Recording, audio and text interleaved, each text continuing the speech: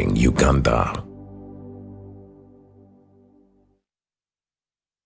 For an educational institution to deliver quality services to the public, that means that there are forces and professionals behind it. And after a given period of learning, the students are examined to check on their educational progress. And that's why today we are here at the Uganda Nurses and Midwives Examination Board to find out what they do here and how it's beneficial to the medical sector of Uganda. My name is Amuge Victoria, and this is the Education Forum. All right, to set the ball rolling, let's begin the conversation with the accounting officer of the Uganda Nurses and Midwives Examination Board, Helen Mukakalisa Kataratambi, the executive secretary, to give us the brief on this board. Welcome, Helen. Thank you very much. I'm happy at least we are going to talk about Uganda Nurses and Midwives Examinations Board, right, because many people ask themselves what it is. Maybe from today they'll have a little bit of clarification about it. Uganda Nurses and Midwives Examinations Board is a semi-autonomous institution under Ministry of Education. UNIMED contributes to the program area of 4 of the National Development Plan 3, which addresses health and education. UNIMED works to meet the country targets highlighted in the NRM manifesto, especially in line with imparting employable skills to the youth and enabling them to be useful to themselves and to the entire country. The government has supported implementation of UNIMED mandate morally, financially, and technically.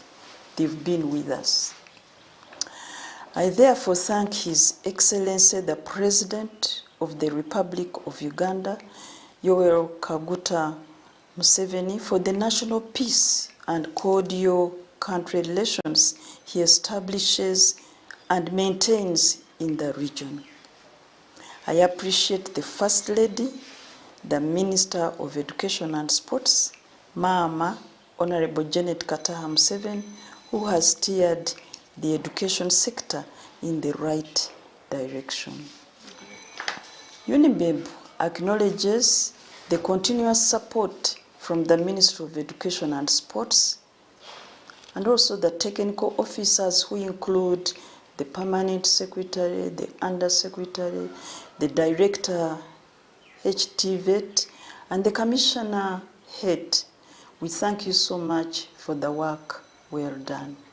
All right, so that is a very rich history, but it's equally important to know when the Uganda Nurses and Midwives Examination Board was established. So take us through the legal framework, the mandate, and management. Thank you. The UNIMED Examinations Board was established following the transfer of schools from Ministry of Health to Ministry of Education. It wasn't easy.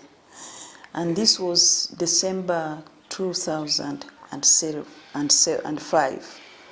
That's when we transferred to Ministry of Education and Sports.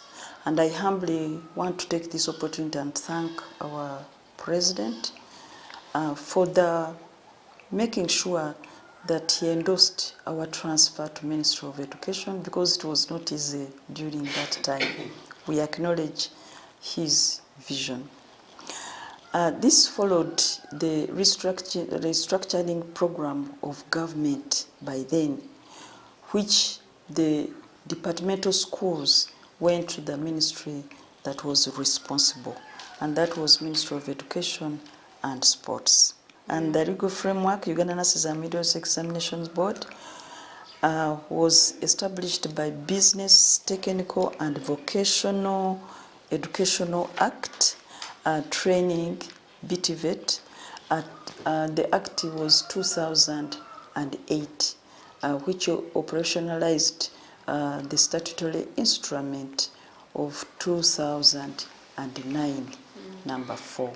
The mandate of UNIMED is to streamline, regulate, and coordinate examinations and awards of the nurses and midwives at certificate and diploma levels in Uganda. And the management, it is managed by a board, which is in the statutory instrument, and this represents 13 constituencies. These are Ministry of Education and Sports, we have one member, Ministry of Health, another member, Uganda Nurses and Midwives Examinations Council is one of them, Uganda Health Service Commission, Directorate of Industrial Training, one representative from universities that teach nurses, and Uganda National Examinations Board, UNEB.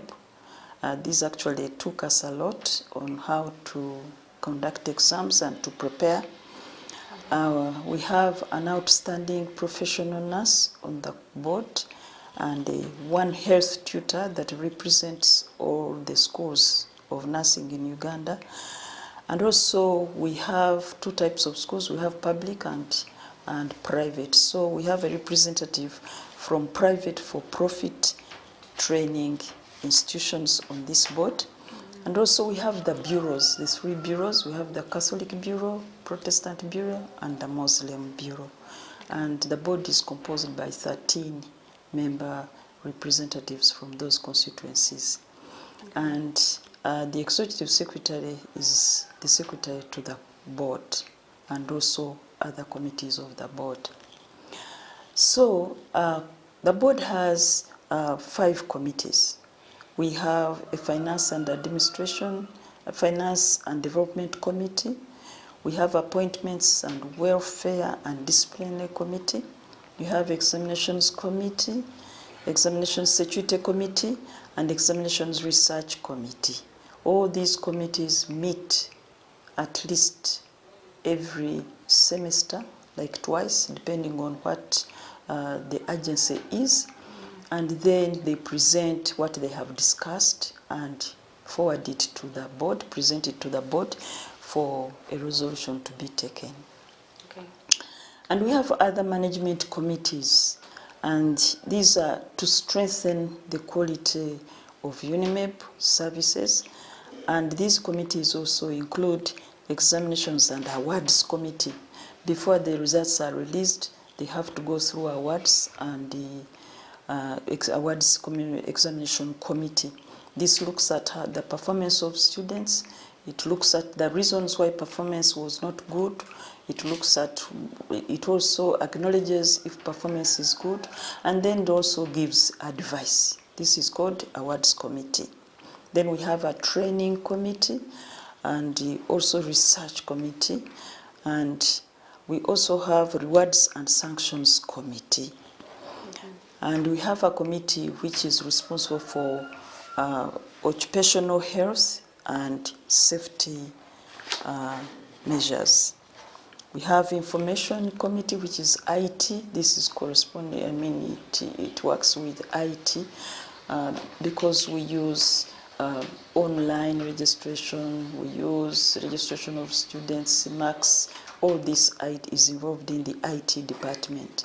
And also, finally, we have a quality assurance committee. On these committees, we have our own staffs, top management staff and senior staffs on these committees. And they sit regularly. They sit at least every month to make sure that the board is doing the right thing. Then we have Secretariat and Human Resource as another department. This is, again, is headed by the Executive Secretary. It is the main body, and it is a body for the board. And it has a staffing of 82 positions, of which 52 are filled. That is about 63%. Okay. All right, Helen. So I'm very sure as the show progresses, we are going to have more elaboration on some of the information that you have highlighted so far. So take us through the strategy that guides your direction as an examination board. Thank you. UNIMEP has a vision, as you can clearly see it on our UNIMEP logo. It has a vision. One of them is to benchmark nurses and midwives national examinations board in East Africa. That one, we attend meetings with the other East African boards of examinations, and we actually measure very well, and anything that is good within them, we copy it and bring it to us. And it has a mission. The mission is to innovatively manage and administer quality examinations and awards for nurses and midwives of certificate and diploma levels in Uganda. The goal is to ensure that UNIMED operates as a reputable and efficient examination board that graduates qualified and professional nurses and midwives serving the health care system. The core values of UNIMED, we must practice integrity, and that one we observe so much. Because if you don't have integrity, then that means whatever you are doing will not be valid, and it does not promote the board. We have a core value of innovation. There are a lot of innovations. As you conduct exams, you find out after you've come back and you evaluate, you sit together, you find there are other things that are needed to make the board perform better. So we sit as top management and we discuss them, and those which require to be taken to the board, I take them to the board. We have teamwork, very good teamwork here. Sometimes when we are very busy and the numbers of students are very high, some of our staffs stay overnight.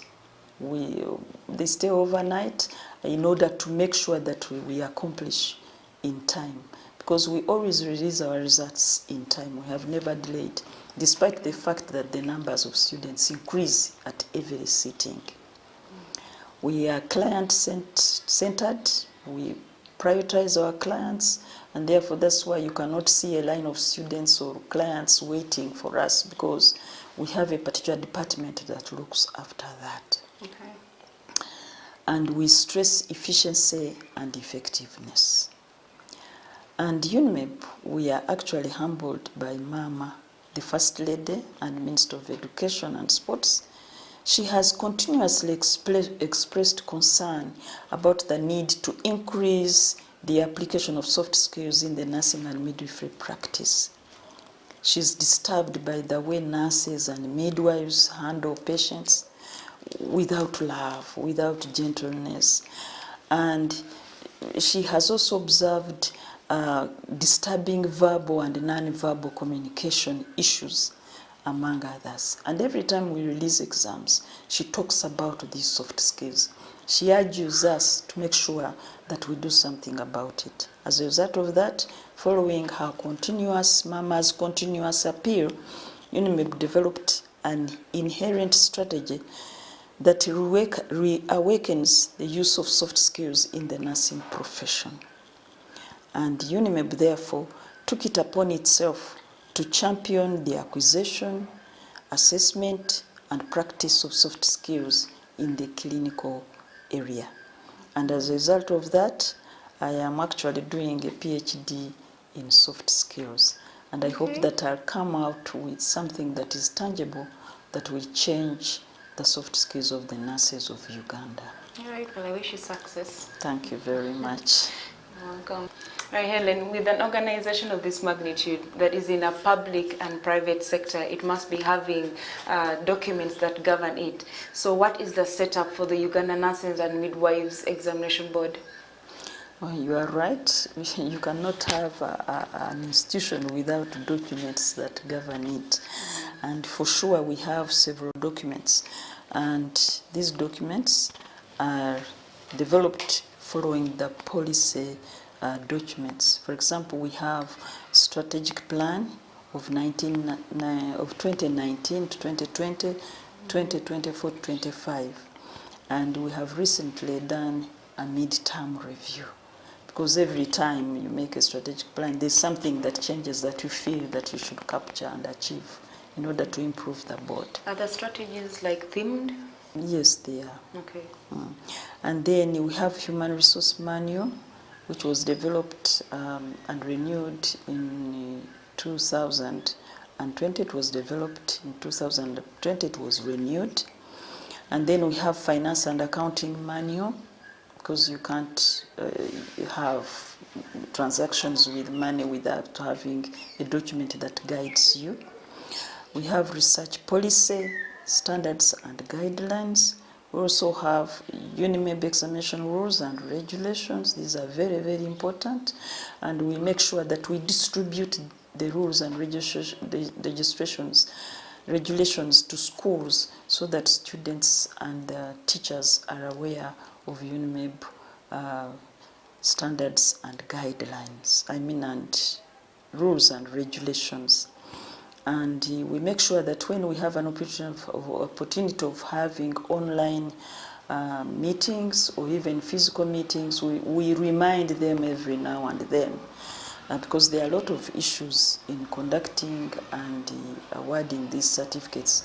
And therefore, in order for the people to be coherent with what we do, we make sure that these regulations are distributed to schools and to students. We have standard operating procedures manual and communication strategies. And then we have assessors training manual, all those are in place. And we have academic research guidelines so far. But these documents keep on increasing because every time you conduct an exam, you find that there are some issues, and we normally want something to protect us. That is why we have a lawyer. Actually, I didn't mention about it. That's why we have a lawyer on our board. We cannot conduct anything without a lawyer's endorsement, because we must weigh whether it is going to backfire back on us, and the lawyer is there to guide us. He's one of the members on the board. Okay. All right, well, thank you very much, Helen. Thank you for coming through to the show. It was nice having you. Thank you very much. All right, so Helen has had a lot to tell us, but Helen is not the only person that runs this institution. There are so many professionals there that work hand in hand with her to make sure that this institution is successful. And we are going to meet them, and they're going to tell us more about their roles and elaborate more on the information that Helen has given to us. Do not go anywhere, stay tuned. This is the Education Forum. Okay, like I said before, we're going to have different professionals joining us on the show, and in their specific capacities giving us more information about the Uganda Nurses and Midwives Examination Board.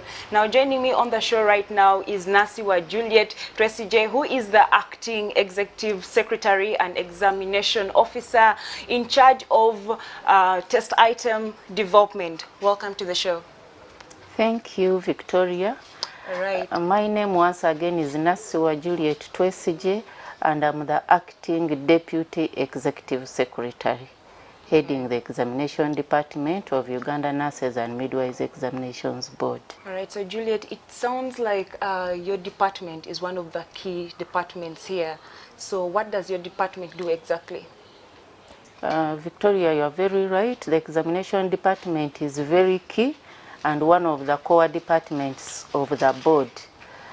The department generally oversees the development and management of examinations for nurses and midwives at certificate and diploma level in Uganda. And we have 11 programs we examine, 7 diploma programs and 4 certificate programs. These include diploma in nursing, midwifery, comprehensive nursing, mental health nursing, advanced diploma in palliative care nursing, and advanced diploma in public health nursing, as well as diploma in pediatrics and child health nursing. Then the certificate courses are certificate in nursing, certificate in midwifery, certificate in mental health nursing, and certificate in comprehensive nursing.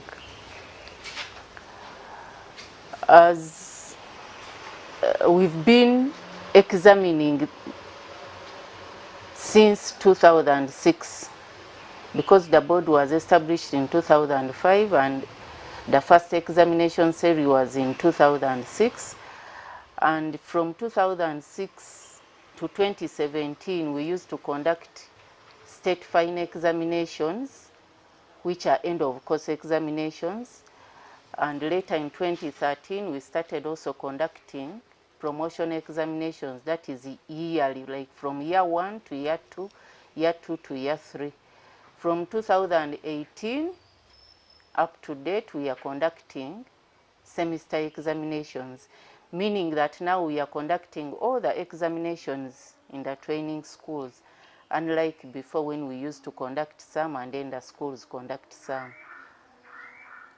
We are now conducting semester examinations, and we have our examinations always in June and December. So with the various examining programs in certificate and diploma level, what is the nature of the examinations they undertake?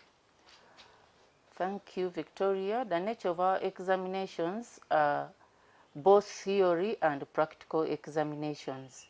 And the certificate programs have 3 theory papers and 1 practical paper, while the diploma programs have 4 theory papers, 1 practical paper, and a research report.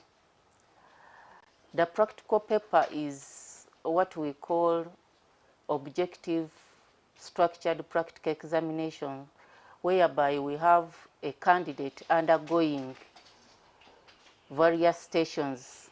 They are usually 5, from station 1 to station 5, and at each station there is an examiner. So even if a school has 1 candidate who is going to do practicals, we need a minimum of 5 examiners. That's how unique our practical examination is, and definitely that one goes with expenses, because all these examiners need to be facilitated. UNIMEB conducts the summative examination, that is end of semester examinations, but the training institutions are supposed to carry out what we call continuous assessment or formative assessment, which contributes 40% of the entire examination, while the summative examination conducted by UNIMEB contributes 60%, and that makes it 100%. All right, so it's also interesting to know the number of candidates that have been sitting for these examinations over the years. Please share the statistics with us. Thank you, Victoria. Like I said, initially we used to conduct only end of course or state final examinations, meaning we had fewer candidates because the rest we wouldn't examine them. So from 2006 to around 2010, we were examining between 7,000 to 10,000 candidates. Then when we started conducting promotion examinations, the number of candidates increased because we were conducting promotional as well as state finals.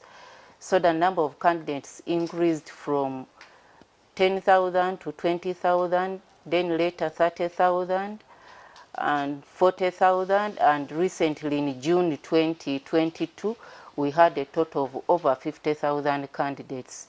So that's how the numbers have been increasing, because we are conducting all examinations, and also because new schools are coming up, therefore bringing on board more students to examine. Okay, so just like any other examination board, you must be having like malpractices like cheating of exams and so forth. So if does that happen here, and if it does, then how do you handle the situation? Thank you, Victoria. We have different forms of examination malpractices, and the most serious one is leakage, whereby candidates are able to access questions before the examination takes place. But I'm happy to report that over the 16 years we've conducted examinations, we've not had our examinations leak.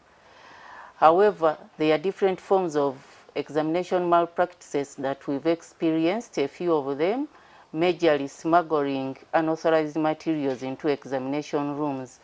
Like you find the candidates enter with papers written on some stuff, or entering with phones. However much the invigilators check and however much the students have briefed before, some have been able to sneak into the examination room with unauthorized materials. However, we try to guard against this, first by briefing our stakeholders who are going to conduct examinations. We usually have briefing before the conduct. We brief them of their roles, what they have to do, how they have to check students. Our examinations, we have a strong room where we keep our examinations, which is not accessible to anybody. And where they are moderated from and printed from, these premises are under confinement. Not everybody goes there, and they are also under surveillance. Then whoever is going to participate in our examinations is requested to take an oath of secrecy. So it is between you and your God. Those who fear God will definitely not misbehave. And as such, we guard against examination malpractice. The students are supposed to be briefed before they take an examination. This one is done at school, but we encourage the principals to brief candidates before they take an examination of what is considered to be malpractice and the penalties. So this one has helped candidates not to engage into examination malpractice. And we have rules and regulations which we also disseminate to the schools so that they are able to be conversant with the rules and know what they are expected to do. The examination department also accredits examination centers, and we usually go there to inspect these centers and see if they really qualify to take examinations or to host our examinations. And UNIMEB has the right to withdraw a center or renew an examination center, depending on whether that center complies with the requirements. And we do the validation after two years to see if those examination centers we accredited are still complying to the standards.